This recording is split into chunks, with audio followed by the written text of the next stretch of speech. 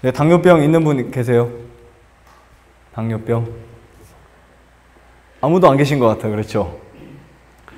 근데 이 당뇨에 대한 원리를 알면 암이라든지 백혈병이라든지 아토피라든지 모든 질환의 시작이 사실은 이 병이거든요. 어떻게 보면 영양이 우리 몸 세포 속에 들어가느냐 안 들어가냐 이게 참 중요하죠. 그렇죠? 이 원리와 같습니다. 원래 당뇨라는 말은 병의 이름이 아니었어요. 소변으로 뭐가 나온다? 소변으로 당이 나온다는 뜻이에요. 근데 지금 뭐 우리나라도 당뇨병 환자가 해마다 늘어나고 있습니다. 흔히 당뇨병을 거의 부유의 국가로 뭐 이렇게 진입했다라고 하는 그런 질병으로 표현하는데요. 이 부제목을 보면 혈당을 조절하는 방법, 다시 말하면 혈당을 조절하는 식품들이 있겠죠. 네, 혈당을 조절하는 식품들이 있겠죠. 물론 우리가 꼭 뭐 여주라든지 아니면 어떤 음식을 말하는 게 아니라 그 음식물 자체, 예를 들면 탄수화물은 탄수화물인데 어떤 탄수화물 먹어야 될까? 이런 부분들을 우리가 좀 이해해야 됩니다. 일반적으로 탄수화물은 독이다, 막 이렇게 개념으로 이렇게 끝까지 생각하는 분들이 있어요. 그래서 암 환자분들이 탄수화물 먹으면 안 돼, 이런 분들도 있습니다. 뭐가 정답일까요? 여러분, 탄수화물 먹어야 될까요? 말아야 될까요? 탄수화물 안 먹으면 사람이 살 수 있어요? 없어요? 없죠. 탄수화물은 우리 몸의 대사활동에 무조건 있어야 돼요. 근데 탄수화물을 안 먹기 위해서 사람들이 막 최대한 쌀이랑 곡식 이런 걸 안 먹고 다른 걸로 섭취합니다. 근데 탄수화물이 안 들어오면 우리 몸은 정상적인 작동을 할 수가 없어요. 그 탄수화물이 쪼개지면 포도당입니다. 그렇죠? 자, 이 그래프를 보면, 자, 여기 보세요. 여러분 혹시 대사증후군이 뭔지 아세요? 대사증후군? 혹시 아세요? 우리 몸에 질병이라는 이름에 걸리기 전에, 뭐 예를 들면 여러분들이 아토피라든지 당뇨라든지 혈압이라든지, 그렇죠? 아니면 심장질환이라든지 정신장애라든지 암이라든지 이런 질환들을 겪기 전에 반드시 여러분들의 몸에는 증상들이 나타납니다. 그렇죠? 그 증상들이 나타나고 그 증상으로 인해서 사실 내가 깨달을 수 있음에도 불구하고 자꾸 넘어가 버려요. 그런 것들이 이제 대사증후군 중에 하나라고 볼 수 있는데, 우리 몸에는 끊임없이 항상성이 있어요. 예를 들면 더운 데 가면 몸 자체가 식히려고 하고, 추운 데 가면 온도를 올리려고 하고. 그러니까 아이들이 소변을 보면, 시온이가 소변을 보면 어떻게 해요? 몸을요? 흔들죠. 막 이렇게. 한여름에도 흔들죠. 빠지니까 체온을 올려야 되잖아요. 우리가 찬물을 먹으면 위장에서 온도가 올라가겠죠. 그래서 여름에 찬물을 많이 마실수록 사실은 몸에 열이 더 난다는 결론이 낼 수 있습니다. 왜냐하면 자체에서 열을 막 만들어냅니다. 그래서 우리 반대로 막 함은 냉명이 북쪽에 있죠. 추운 지역에. 겉에는 추운데 속에는 열이 나니까 식히려고. 자, 그리고 이 대사증후군 중에 특히 운동 부족. 그러니까 운동 부족 자체가 사실은 여러분들이 질병에 걸리고 있다는 신호예요. 이해하시겠죠?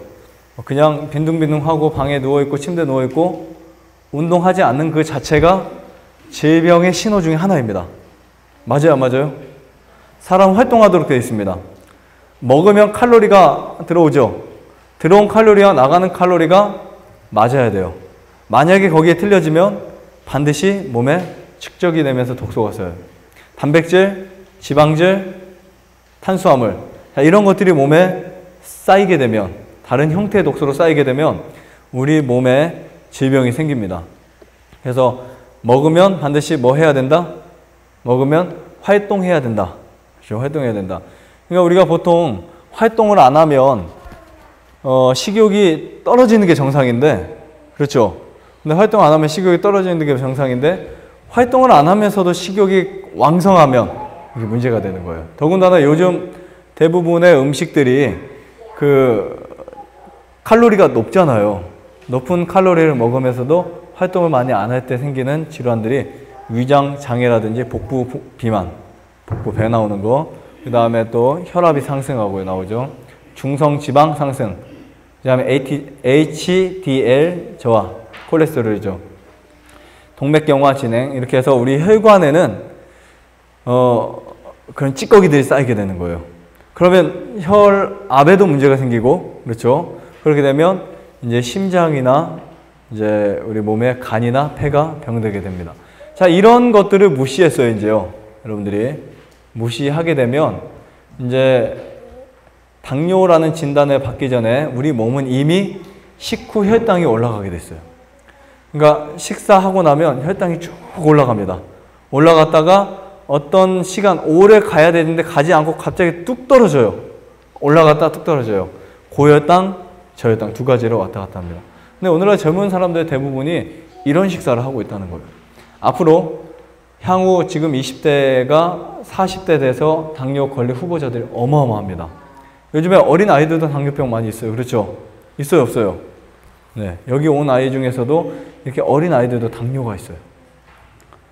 자, 그 다음에 이제 당뇨병이라고 하는 명칭이 진행이 되면 식사하시기 전에도 공복 혈당도 올라가 있어요, 없어요? 올라가 있겠죠. 150, 180, 200 올라가 있습니다. 저는 여기 오신 분 중에 당뇨 그 수치가, 혈당 수치가 최고 높은 분, 기계로 나오지 않는 분을 봤어요. 하이라고 뜹니다. 근데 그 하이라고 뜨는 분은 너무 심각해가지고 나중에는 이 케톤산증에 의해서 혼수까지 왔어요. 혼수까지. 응급실도 갔다가 오고. 굉장히 위험합니다. 그래서 이제 이 당뇨병이 진행이 되다 보면 우리가 병원에 가서 뭐를 먹죠? 약을 먹잖아요. 약을 1년, 2년, 3년 먹다가 안 되면 어떻게 어떤 조치를 취하죠? 인슐린 주사를 맞아요. 병원에 가서 이제 타다가 인슐린 주사를 맞습니다. 아침, 점심, 저녁. 그렇게 맞다 보면 몸에 이상은 계속 와 있는데 그 이상의 증상만 바꾸려고 그거를 이렇게 맞았잖아요. 지금 몸은 계속 어떻게 하고 있어요? 진행되고 있는 거예요. 지금도 여러분 중에는 당뇨병 환자가 있을 수도 있어요. 자, 소변에서 버금이 난다. 그렇죠? 소변에서 버금이 난다. 특히 여자분들이 소변에서 버금이 난다 하면은 좀 약간 진행 과정입니다. 자, 그 다음에 여기 당뇨병이 진행돼서 합병증이 발생합니다. 이 합병증이 발생하면 망막, 눈, 그렇죠? 눈신경, 그 다음에 신장, 그 다음에 신경, 이 세 가지 합병증이 와서 이것이 이제 어떻게 돼요? 시력을 상실하게 되고 만성 신부전증 환자가 되고 절단 수술을 합니다. 팔이나 다리나. 그리고 심근경색, 중풍. 친한 분 중에 한 분은 다리도 절단했어요. 한쪽 다리 자체를. 그러다 보면 마지막으로는 뭐가 옵니까? 사망이죠. 그럼 당뇨병이 암보다도 무서워요. 당뇨병이. 자, 그래서 우리가 이 탄수화물이라고 하는 음식을 먹는데요. 이쪽에 보시면 이쪽 그림을 보면 둘 다 그림이 비슷해가지고 그렇죠. 공간이 안 가실 수 있지만 자, 쉽게 소화되는 탄수화물들, 그리고 천천히 소화되는 탄수화물들. 자, 지금 여기에 식사를 하고 나서 혈당 피크라고 하죠. 식후 혈당이 상승합니다. 여기 파란색은 인슐린, 녹색은 인슐린이에요. 우리가 이제 그 당분을 섭취하게 되면 우리 몸의 췌장에서는 이자라고 하죠. 췌장에서는 무엇을 분비시킬까요? 인슐린을 분비시켜요. 그러면 인슐린이 나와서 음식물을 혈당이 올라갔을 때 세포로 딱 들어가게 해줘야 되는데 안 들어가면 문제겠죠. 근데 문제는 식후 혈당이 이렇게 높다가 뚝 떨어집니다. 여러분들이 드시는 것 중에 흰빵, 흰 설탕, 또 뭐가 있을까요? 흰 밀가루. 근데 옆에 쪽에 그 그래프를 보면 여기는 지금 식후 혈당이 많이 올라갔어요? 적게 올라갔어요? 이쪽 거에 비례해서? 적게 올라가죠? 뭐를 먹으면 이럴까요? 통밀빵, 과일, 견과류, 현미밥 이런 것들을 드시면 식후 혈당이 아주 빨리 올라가지 않습니다. 그래서 여러분들이 만약에 응급 상황을 이거를 응용하셔도 돼요. 딱 여러분들이 생각이 딱 빨리 돌아가시는 분들은 이 상황에 어떤 분들은 나는 이때는 흰밥 먹어야 되겠다. 기력이 엄청 다운됐을 때 뭐 어쩌다 한 번이겠죠. 그죠? 네, 응급 상황에서는 제가 담배도 필요했죠. 네? 네, 아닙니다. 네. 그러니까 어떤 상황이냐면 여러분들이 쓰러졌을 때는 혈당, 저혈당을 쓰러졌을 때는 흰밥이 아니라 뭐 먹으면 돼요? 사실은요. 설탕 드시면 돼요. 꿀 드시면 되고 초콜릿 드시면 돼요. 흰밥 하러 가시는 동안에. 그렇죠? 그러니까 응급 상황에도 흰밥은 드실 필요는 구태여는 없습니다. 자, 그런데 현미밥은 천천히 올라가다 천천히 떨어지는데 기준치 이하로 떨어지지 않으니까 다행인 거예요. 그래서 탄수화물이라 해서 다 같은 것은 아니다. 용어적 탄수화물, 다시 말하면 많은 사람들이 암 환자 탄수화물 먹으면 독이다, 암이 큰다, 뭐 탄수화물 먹으면 아토피가 안 낫는다, 뭐 이런 말들 다 쓸데없는 말입니다. 그렇죠? 이해하시겠죠? 자, 혈당의 원리는 우리가 보통 그 주식이 뭘까요? 여러분, 인간의 주식이 뭐죠? 쌀, 보리, 밀, 옥수수, 그렇죠? 야채, 과일, 견과류 이런 것들이 이제 탄수화물을 이루는 주식인데요. 그러니까 우리 몸에 우리가 먹었을 때 그것이 에너지가 되는 게 주식이에요. 그런데 옛날에는 이 미국 사회에서는 설탕을 먹으니까 기운이 납니다. 그렇죠? 기운이 나요. 그러니까 사람들이 어렵게 밥을 먹어서 씹어서 삼켜서 시간 기다릴 필요 없이 설탕 한 숟갈 먹자 해서 미국 사회에 1800년대 당시에 설탕 소비량이 최고 많았던 적이 있었어요. 설탕이 밥이다. 설탕이 영양이다. 하지만 얼마 안 가서 몸에 이상이 생깁니다. 이빨도 썩고, 그렇죠? 뼈도 약하고, 그리고 상처도 잘 안 낫고. 그러다 보니까 이거 문제가 생겼구나 해서 영양학자들에 의해서 찾아보니까 그 탄수화물이 이 탄수화물이 아니었구나 라고 하는 것들이 알려지기 시작했습니다. 자, 보통 우리가 이 탄수화물의 주 성분은 뭐냐면 당질이에요. 당질인데 이 당질은 전분이라는 형태에 있는 식품을 말합니다. 전분. 우리가 이제 보통 옥수수라든지 밤이라든지 콩이라든지 전분이 다 있어요, 없어요? 다 있죠. 녹말 형태로 되죠. 그런데 그 전분을 우리가 보통 밤에서도 싹 빼버리고 전분만 이렇게 모아서 먹으면 뭐 두부도 마찬가지고 묵도 마찬가지죠. 그런 식으로. 그런데 우리 몸에서는 우리가 음식을 먹게 되면 섬유질은 내려보내고 전분은 끝까지 잡아서 소화시키는데 우리가 따로 걷어내고 먹을 필요 없이 같이 먹어주면 몸에서 그것을 가지고 다 알맞게 사용합니다. 자, 이런 음식을 우리가 먹게 되면 아주 작은 조각으로 분해시켜서 포도당으로 바꾸고 혈류에 흡수시키게 돼 있어요. 그러니까 결론은 여러분들이 먹는 음식이 어디에 들어가야 된다고요? 혈류를 통해서 세포로 들어가야 돼요. 그렇죠? 세포로 들어가야 됩니다. 이렇게 흡수된 포도당을 혈당이라고 하는 거예요. 음식을 먹었을 때 그것이 분해되고 그것이 우리 혈류에 들어가는 것을 혈당이라고 합니다. 단 거 많이 먹는다. 그래서 당뇨가 많이 생기는 거, 이것도 약간의 오해예요. 당뇨. 그러면 어린 아이들은 다 당뇨 걸려야 돼요. 단 거 많이 먹으니까. 근데 그거보다 더 문제가 고기입니다. 고기, 미원, 그리고 활동 부족, 이런 것들이 훨씬 더 문제가 될 수 있고요. 물론 당분도 많이 먹게 되면 당연히 당뇨에 걸리지만 당분보다 더 문제가 고기예요, 사실은. 주범이. 자, 그 다음에 이 소화의 과정을 보면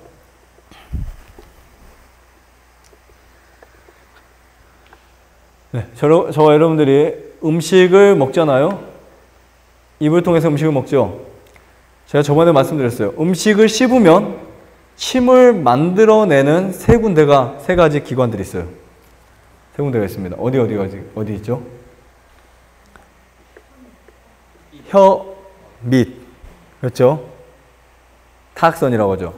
그 다음에 귀, 밑. 이하선. 그 다음에 턱, 밑. 죄송합니다. 혀가 설악선이죠. 타악선. 이렇게 해서 세 군데에서 침이 나오는데 그 침의 주성분이 뭔지 아세요? 프티알린이에요. 이 프티알린이라고 하는 이 효소는 여러분들이 먹는 음식을 소화시킬 수 있는 최고의 소화제입니다. 그것만 나오는 게 아니에요. 아밀라제라고 하는 또 효소가 나옵니다. 아밀라제는 단백질과 지방, 탄수화물을 분해시키죠. 그런데 이게 입으로 들어가서 탄수화물이 분해되기 시작합니다. 그 다음에 전분은 무엇으로 바뀐다고요? 여러분,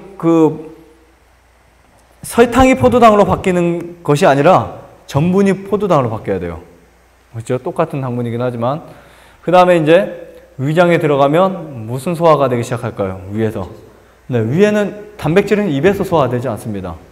어디 돼요? 위장에서. 위장에서 단백질 소화가 되기 시작하는데, 이때 위액에 산성 농도를 가장 높게 올려버려요. 산성 농도 최고로 올려버리면 몇이라고 그랬어요? 2 정도가 된다 그랬죠. 산성 농도를 최고로 올리면 탄수화물이 소화가 중단됩니다. 탄수화물 소화가 중단돼요. 그 다음에 이제 탄수화물의 소화는 다시 밑에 내려가서 소장에서 마지막으로 되면서 이제 혈액이 만들어지죠.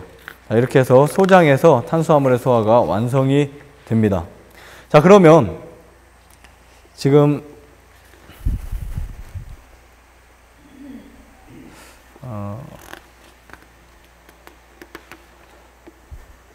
여기 보면 여러분들이 이제 식사를 하셔서 그 음식이 이 포도당을 다른 말로 뭐라고 했어요? 포도당의 다른 말? 포도당의 다른 말은 글루코스죠. 글루코스인데 이 포도당이 이제 소장에서 어디로 가냐면 간으로 가야 됩니다. 근데 여러분들이 갖고 이게 이자죠. 그림이 잘 크게 안 보입니다. 이자, 췌장인데 이 췌장에서는 인슐린도 분비하고 글루카곤도 분비시킵니다. 근데 이 인슐린을 분비해서 세포에 여러분들이 먹은 음식이 혈당으로 바뀐 그 혈 영양을 세포에 들어가도록 만들어줘요. 그리고 사실 이제 가기 전에 먼저 간에다가 포도당을 저장해 놓습니다. 그럼 간에는 그 포도당을 다시 모아야 되겠잖아요. 모으는 과정에서 그 포도당이 글리코겐 형상을 모양으로 저장을 해 놨다가 필요할 때, 금식하실 때라든지 기운이 딸릴 때라든지 그때 그래서 간에서 다시 빼가지고 나눠줍니다. 나머지 근육에 다가 있죠. 네. 자, 인슐린이 어디서 나온다고요? 췌장에서 나오는 호르몬인데 이 혈당이 정상적으로 유지될 때 뇌나 신경계, 척추 등의 에너지 공급이 원만해져요. 근데 이 정신적인 안정도 이 포도당에 의해서 받게 됩니다. 그러니까 이런 말 있죠. 막 안절부절 갑자기 뭐 떨어졌다 그래요? 아, 쟤 당 떨어졌나 봐. 그렇죠? 그게 바로 이 당이에요. 자, 그 다음에 혈당이 올라가도 문제지만 떨어져도 문제가 될까요? 문제죠. 떨어지면 스트레스를 엄청나게 받게 됩니다. 그러니까 이런 분들이 있어요. 포만감이 있을 때는 못 느끼는데 배가 고파오면 막 짜증이 나는 분들이 있어요. 성질이 이빨이 올라옵니다. 건드리면 굉장히 크게 자극되는 사람들이 있어요. 혈당이 떨어지면. 자, 몸의 기능이 약하면 그 사람의 성격도 그렇게 기들어지는 것이 우리가 이렇게 볼 수 있는데 이 스트레스를 극복하는 데 이바지하는 기관이 어디냐면 자율신경입니다. 자율신경. 근데 이 자율신경이 중추에서부터 부신으로 신호를 보내요. 신호를 보내서 이 부신은 아드레날린을 분비하고 소화관과 신장 등으로 가는 혈류의 회로를 차단해서 더 많은 혈액을 어디로 가게 하냐면 심장으로 가게 해요. 심장으로 가게 해서 스트레스를 해결해 버립니다. 아시겠죠? 그래서 이제 부신 피질이 분비하는 호르몬 중에 여러분 혹시 코티솔 들어보셨어요? 코티솔? 이 코티솔은 간에 저장된 글리코겐을 포도당으로 바꿔서 다시 혈당에 방출하게 해요. 그러니까 스트레스를 받거나 갑자기 에너지가 딸리면 혈액이 다시 심장으로 가서 자극을 주잖아요. 그때 이제 이 부신에서 나오는 코티솔이 간에 자극을 하면 거기서 글리코겐으로 저장됐던 게 다시 분자가 쪼개지면서 포도당으로 바뀌어서 여러분들 몸에 에너지를 주는 거예요. 우리 몸에 그렇게 기가 막히게 이렇게 자율신경에 의해서 이런 과정들이 있다는 사실을 굉장히 놀랍게 우리가 이해할 수 있습니다. 자, 몸 관리의 기본이 뭐냐면 혈당 관리예요. 무슨 관리라고요? 다시 한번 당뇨 관리입니다. 혈당 관리. 몸 관리의 기본이 혈당 관리인데 오늘날 이 저혈당도 참 문제입니다. 저혈당. 특히 유제품이 늘어날수록 저혈당 문제점들이 이제 심해지는데요. 혹시 저혈당은 여러분 다 아시죠? 어떤 증상이신지? 공복감이라든지 식은땀도 흘리고 그 다음에 현기증, 흥분되고 불안하고 우울하고 피로감이 굉장히 심하고 여기에서 여러분들이 갖고 있는 거 좀 있으세요?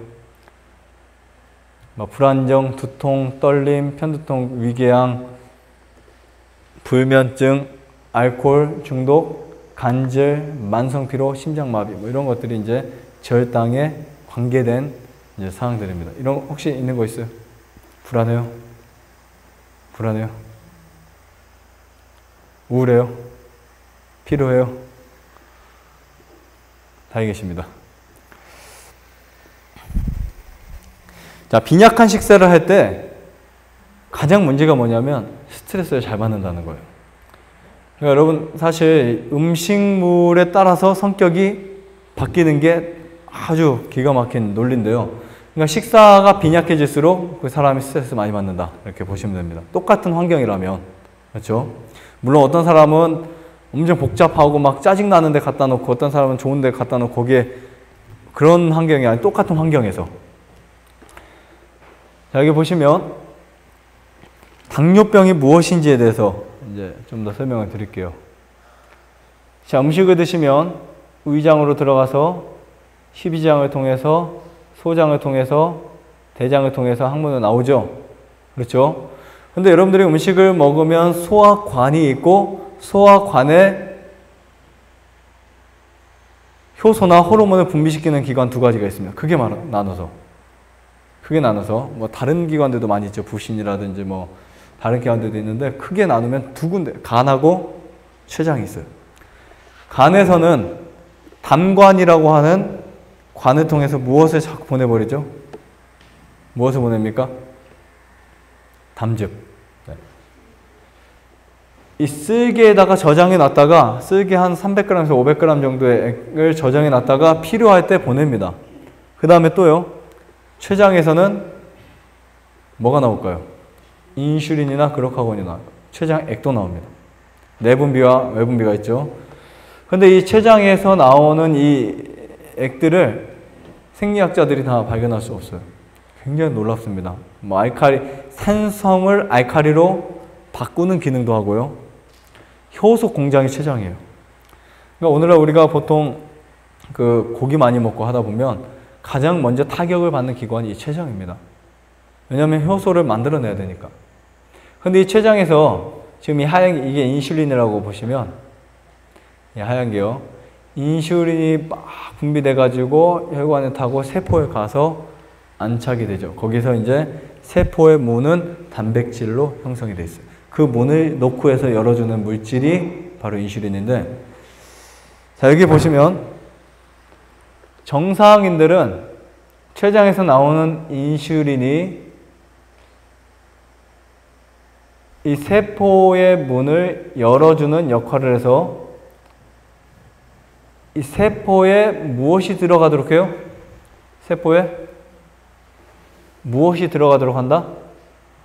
네, 포도당이 들어가도록 해요. 포도당이. 단백질 같은 경우는 이 겉에 쌓이는 문이 돼버립니다. 단백질 위에 앉는 이 당사슬 하나들이 우리 세포 주위에 안테나처럼 엄청나게 많이 있어요.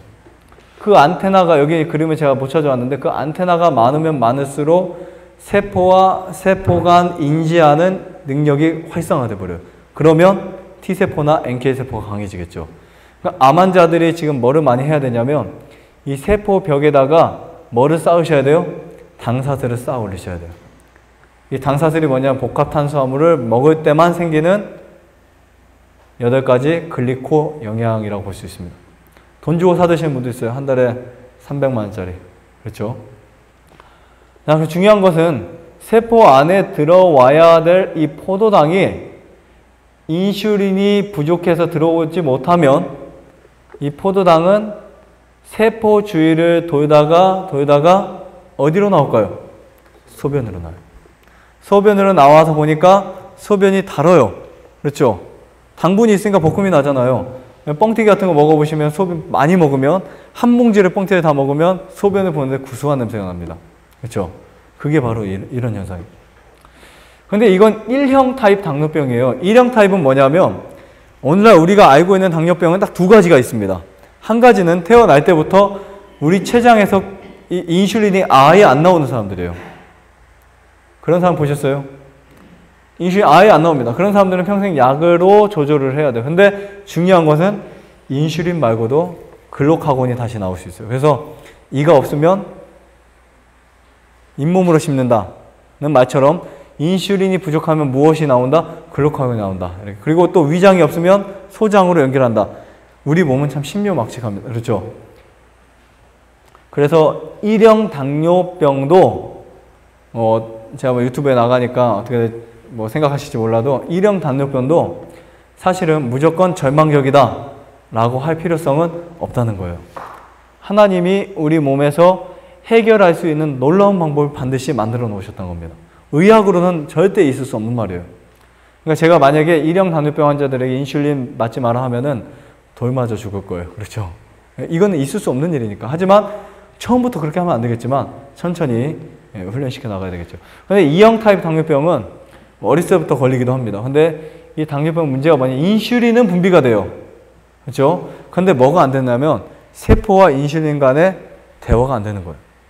그렇죠? 인슐린 나왔는데 세포에 가니까 세포가 문을 열지가 않습니다. 노크 소리가 안 들려요. 그래서 현대의학에서는 약물로 이거보다 더 강한 인슐린을 첨가를 시켜서 같이 들어가게 해요. 그러다 그것도 안 됩니다. 나중에는 더 강하게 인슐린을 주사를 맞아가지고 들어가도록 왕창 만들어요. 그럼 이게 문제가 뭐냐면 처음에는 잘 받아요. 처음엔 잘 먹는데 나중에 가면 갈수록 그것도 역시 내성이 생겨버려요. 그렇죠? 그래서 이런 문제가 있을 때는 해결하는 법이 있어요. 방법이 있습니다. 해결하는 길이 있어요. 자, 만약에 인슐린도 나오고 충분한데 왜 인슐린 또 맞냐 이 말이에요. 제 생각이에요. 인슐린이 지금 여기나 같은데 지금 문제를 여기서 해결할 필요가 있어요, 없어요? 지금 여러분들의 췌장, 뭐 당뇨 없다니까 괜찮으신데 당뇨 있는 분들의 췌장이 인슐린 나오면 이 췌장의 문제보다 더 큰 문제를 찾아야 돼요. 어디가 문제일까요? 어디가 문제일까요? 네, 간도 맞아요. 네, 세포. 네, 세포입니다. 세포가 문제인데 이 세포에 뭐가 적을 때, 세포 안에 뭐가 적을 때, 미토콘드리아가 적을 때 그럴 수가 있어요.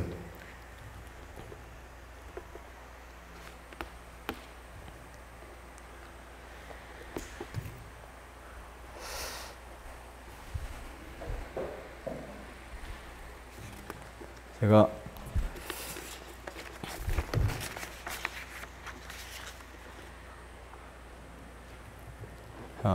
그림이 작아서 장뇨병에 대한 증상들입니다. 여러분들이 좀 알고 계시면 유익이 될 수도 있어서요. 혹시 내 몸에 이러한 증상이 있으면 체크를 한번 해보세요. 심한 갈증을 느낀다. 먹어도 갈증을 느낀다. 그렇죠? 당뇨가 있는 분들이 이런 현상이 생겨요. 소변으로 이제 당이 빠지기 때문에 대량의 물을 몸에서 잃게 됩니다. 그래서 탈수증을 느끼는 거예요. 소변을 자주 보고 항상 갈증을 느끼는데요. 그 다음에 화장실을 자주 가요. 화장실을. 물이 계속 빠지니까. 그리고 식욕이 어떻게 될까요? 식욕이 증가합니다. 때로는 체중이 감소하기도 하고 때로는 체중이 늘기도 하고 그 다음에 당뇨 환자분들의 대부분이 오후 시간대부터는 피로를 쭉 느껴버려요. 많이 피로 느껴요? 점심 먹고 한 3시, 4시 지나서 5시, 6시, 7시 되면 피로가 쭉 느낍니다. 아무 데나 눕고 싶어요, 그냥. 눈을 감고 싶어요. 그 다음에 발에 염증이 생기기 시작해요. 발가락이나 발 부분에 염증이 생기는데 안 나서요. 반드시 검사해 보셔야 돼요. 나중에 자를 수도 있어요. 그리고 피부가 자주 가려워요. 가렵습니다. 왜냐하면 해독이 안 되니까. 그리고 온몸이 저립니다. 남자분들은 특히 성기능이 아주 다운되고요. 시력 저하, 이런 증상들이 생겨요. 심하면 이렇게 되겠죠. 뭔지 아세요? 보통 당뇨에 걸리면 아시죠? 당뇨발이라고 이런 거 보셨죠? 지금 발가락 하나를 잘라냈어요. 그러니까 이런 언제였죠? 작년에 이런 분이 오셨었어요. 할머니 한 분. 보셨죠? 그때 냄새도 많이 나죠? 이분 이제 막 고름이 이렇게 막 나오고 막 이렇게 감각도 없어지면 나중에. 그 어르신도 저기하고 발바닥에 구멍이 생겼어요. 크게. 거기서 염증이 엄청 나옵니다. 근데 여러분, 사람이 이렇게 될 때까지 본인이 관리 안 하고 싶어서 했어요? 아니죠. 의사들이 먹으라는 약을 다 먹고 이렇게 된 거예요. 그렇죠? 자, 이렇게 당뇨에 걸려서 괴사가 생기버리면 결론은 다리를 절단해야 됩니다. 처음에는 발가락 하나를 절단하고 2개를 절단하다가 발등을 절단하고 발목을 절단해버려요. 그러다 나중에는 무릎을 절단하고 다리까지 절단하다가 사망하게 돼요. 더 이상 절단할 수가 없어요. 썩는 게 아예 안 나서요. 상처가 안 났습니다. 회복이 안 돼요. 당뇨가 있으면. 좀 너무 보니까 좀 그렇죠. 그래서 우리가 이걸 어떻게 해결해야 되는지를 좀 더 여러분들이 살펴보시면 되고요. 우선 당뇨의 합병증은 이런 식으로 피부나 눈이나 소화, 콩팥, 성기능, 발궤양, 혈관, 신경계, 간 이런 데에 이렇게 오는데, 자, 우리가 먹는 식생활이 바뀌면 당뇨에 걸릴 이유가 없습니다. 그러니까 현미밥만 여러분이 꼭꼭 씹어서 드시면 당뇨 걸릴 필요가 전혀 없어요. 현미밥만 드시면. 그 다음에 이제 위에서는 단백질을 소화하기 위해서 소화액을 만들어내는데 그때 위산을 분비시킵니다. 그런데 시간이 지나면 그 위액의 산성도가 올라가잖아요. 산성도가 올라가면서 우리 몸에 여러 가지 그 세균 같은 걸 다 죽여버려요. 사실은 죽입니다. 근데 중요한 것은 이 정제된 과당들이 문제예요. 정제된 과당. 위에서 흡수는 잘합니다. 꿀도 마찬가지예요. 꿀도 위에서 흡수하는 시간이 5분, 10분밖에 안 돼요. 꿀물을 마시면 노랬던 하늘이 바로 파래지죠. 기력이 팍 생기잖아요. 그렇죠? 근데 이 정제된 꿀, 열에 강한 꿀을 말해요. 정제된 꿀도 문제가 생길 수 있고, 그 다음에 뭐 설탕, 초콜릿, 과자, 뭐 이런 당분이 많은 거, 흔히 우리가 시중에서 먹는 주스 있죠. 과일 주스 이런 것들이 거의 한 잔에 설탕이 3스푼, 4스푼 정도 들어간다고요. 그 정도 당분이 희석하는 양이 엄청나죠. 1.5리터를 먹으면 설탕 얼마큼 먹는 거예요, 도대체. 그죠? 그러니까 그런 것들을 많이 먹게 되면 반드시 당뇨에서 불안한. 그러면서 사람들이 당뇨병 환자가 뭐는 무서워하냐면 과일을 무서워하더라고요. 과일은 벌벌벌 하면서 주스는 한 잔씩 마셔요. 돼요, 안 돼요? 주스 한 잔 먹느니 차라리 과일, 사과 5개를 먹는 게 낫습니다. 그래서 이런 부분들을 주의하시고, 건강한 사람과 환자의 식생활이 따로 있는 게 아니다. 저는 이 당뇨병에 대해서 예전부터 이것을 제가 공부하고 이 부분을 이제 글을 적고 할 때 제 생각에 딱 떠오르는 생각이 이 문제예요. 암 환자나 건강한 사람이나 당뇨 환자나 건강한 사람의 식탁이 따로 있는 게 아닙니다. 같은 식탁이에요. 그렇기 때문에 저희 식구들도 이렇게 식사를 하잖아요. 그렇죠? 잘못된 식생활이 환자를 만드는 것이기 때문에 환자가 됐을 때 식생활을 따로 만드는 게 아닙니다. 원래의 식생활로 바꾸는 것 뿐이에요. 그래서 여러분들이 흔히 아, 내가 여기서 한 달만 먹고 나가서 육개장도 먹고 뭐 된장찌개도 먹고 이런 생각은 좀 버리시고요. 정상적인 식사에 만족을 할 수 있는 방법을 찾아보세요. 어떻게 해야 내가 이런 음식을 맛있고 행복하게 먹을 수 있을까? 이게 내 몸이 좋아하는 소리거든요. 내 몸이 원하는 것이 이런 건강 식생활이고, 반드시 흰 설탕, 흰 밀가루, 흰 쌀을 주식에서는 치워버려야 돼요. 물론 뭐 어떤 상황에서는 뭐 먹는다 죽진 않잖아요. 하지만 문제가 뭐냐면 자꾸 먹고 싶거든요. 대신에 복합 탄수화물, 즉 현미나 통밀, 천천히 소화되는 식품을 드셔야 돼요. 그러니까 통밀빵 한두 쪽이 흰밀빵 한 개보다, 큰 거 한 개보다 훨씬 더 영향이 높습니다. 영향이 높고요. 그 다음에 충분한 운동을 통해서 세포를 강하게 하고 미토콘드리아를 더 많이 활성화시켜서 분들이 당뇨병뿐만 아니라 이 원리가 암이나 기타 모든 질병이 회복되는 같은 원리이기 때문에 분들에게 실천을 잘 하시기를 바라면서 마치겠습니다.